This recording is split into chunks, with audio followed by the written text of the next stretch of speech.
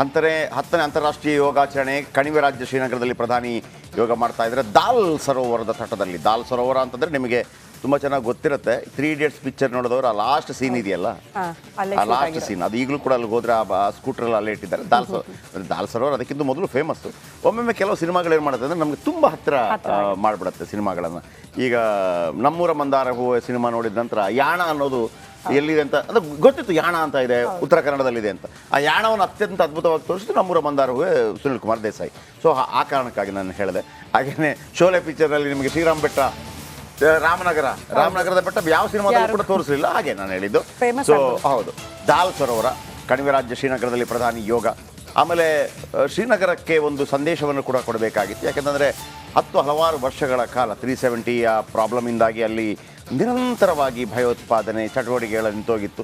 ನಾವು ಭೂಲೋಕದ ಸ್ವರ್ಗ ಅಂತ ಕರಿತೀವಿ. ಸೊ ಅಲ್ಲಿ ಮಾಡುವಂಥ ಪ್ರಯತ್ನಗಳನ್ನು ಮಾಡಿದ್ದಾರೆ. ನರೇಂದ್ರ ಮೋದಿ ಇಂಥ ಸಂದರ್ಭದಲ್ಲಿ ಏನಾದರೂ ಒಂದು ವಿಶೇಷತೆಗಳನ್ನು ಮಾಡ್ತಾರೆ. ಈ ಹಿಂದೆ ಈ ದೀಪಾವಳಿ ಸಂದರ್ಭದಲ್ಲಿ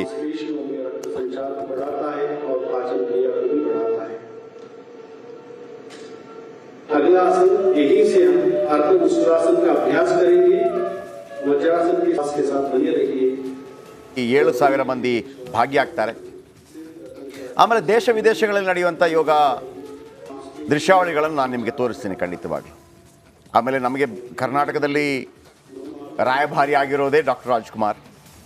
ಕಾಮನಬಿಲ್ಲು ಸಿನಿಮಾ ನೋಡಬೇಕು ನೀವು. ಆಮೇಲೆ ಇವತ್ತು ನಾನು ಒಂದು ಪೋಸ್ಟ್ ಹಾಕಿದ್ದೆ ಸೋಷಿಯಲ್ ಮೀಡಿಯಾದಲ್ಲಿ. ಅದರಲ್ಲಿ ಒಬ್ಬರು ಅದಕ್ಕೆ ಒಂದು ಕಮೆಂಟ್ ಹಾಕ್ತಾರೆ, ಸರ್ ಕಾಮನಬಿಲ್ಲು ಸಿನಿಮಾದಲ್ಲಿ ಡಾಕ್ಟರ್ ರಾಜ್ಕುಮಾರ್ ಅವರನ್ನು ನೋಡಿದ ನಂತರ ನಾನು ಯೋಗಾಭ್ಯಾಸ ಮಾಡಿ ಈಗ ಅವರು ಯೋಗ ಕಲಿಸ್ತಾ ಇದ್ದಾರೆ. 30-35 ವರ್ಷಗಳಾಯಿತು.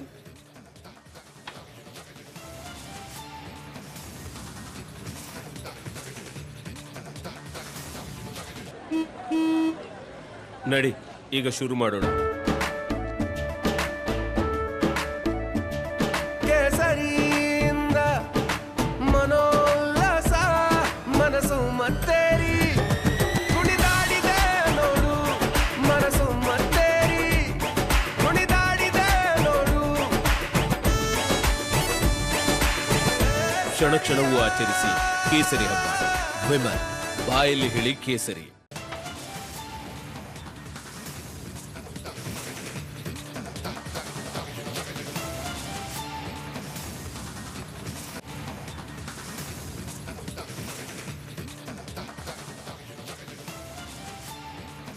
ನೋಡಿ, ಇದು 8 ದೃಶ್ಯಗಳು. ಎಲ್ಲೆಲ್ಲಿ ಇವತ್ತು ಯೋಗ ದಿನಾಚರಣೆ ಹೇಗೆಲ್ಲ ಆಚರಣೆ ಆಯಿತು ಅನ್ನೋದನ್ನು ನಾವು ಗಮನಿಸೋಣ. ಬೆಳಗಾವಿ, ಬಳ್ಳಾರಿ, ಬೆಂಗಳೂರು, ವಿಜಯನಗರ, ಮೈಸೂರು, ಬೀದರ್, ಉಡುಪಿ, ಯಾದಗಿರಿ ಇಲ್ಲೆಲ್ಲ ಇವತ್ತು ಯೋಗ ದಿನಾಚರಣೆಯನ್ನು ಅತ್ಯಂತ ಸಂಭ್ರಮದಿಂದ ಆಚರಣೆ ಮಾಡಲಾಗಿದೆ. ಬಹುತೇಕ ಜನ ಇವತ್ತು ಯೋಗ ದಿನಾಚರಣೆಯ ಪ್ರಯುಕ್ತ ಇಂಥ ಕಾರ್ಯಕ್ರಮಗಳಲ್ಲಿ ಭಾಗಿಯಾಗುವ ಮೂಲಕ ಯೋಗ ಮಾಡಿದ್ದಾರೆ.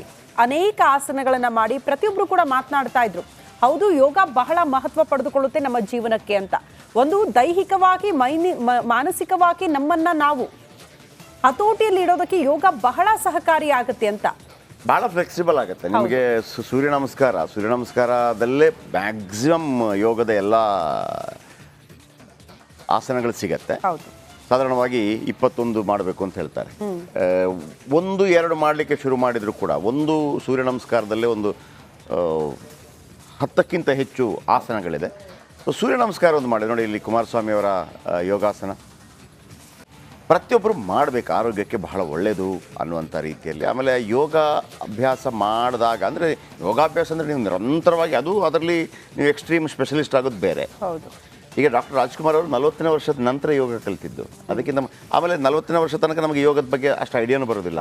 ನೀವು ಶಿಲ್ಪಾ ಶೆಟ್ಟಿ ಅವರ ಸ್ಟೋರಿ ನೋಡಿ. ಶಿಲ್ಪಾ ಶೆಟ್ಟಿ ಅವರು ಯೋಗ ಯಾಕೆ ಕಲಿತರು ಅಂತಂದರೆ ಯಾವುದೋ ಒಂದು ವಿಚಾರಕ್ಕೆ ಒಂದು ಫೋನ್ ಮಾಡ್ತಾ ಇದ್ರಂತೆ ಡಾಕ್ಟ್ರಿಗೆ, ಯಾವುದೋ ಒಂದು ವಿಚಾರಕ್ಕೆ. ಅವ್ರಿಗೆ ಕತ್ತು ನೋವು ಕೈ ನೋವು ಕರೆಕ್ಟಾಗಿ ಗೊತ್ತಿಲ್ಲ ನನಗೆ, ಅವರು ಹೇಳಿದ ನೆನಪು ನನಗೆ. ಅಂದರೆ ಎಷ್ಟು ನೋವಿತ್ತು ಅಂತಂದರೆ ಅವ್ರಿಗೆ ಅದನ್ನು ವರ್ಣಿಸಲು ಸಾಧ್ಯವಿಲ್ಲ, ಅಷ್ಟೊಂದು ನೋವಿತ್ತು.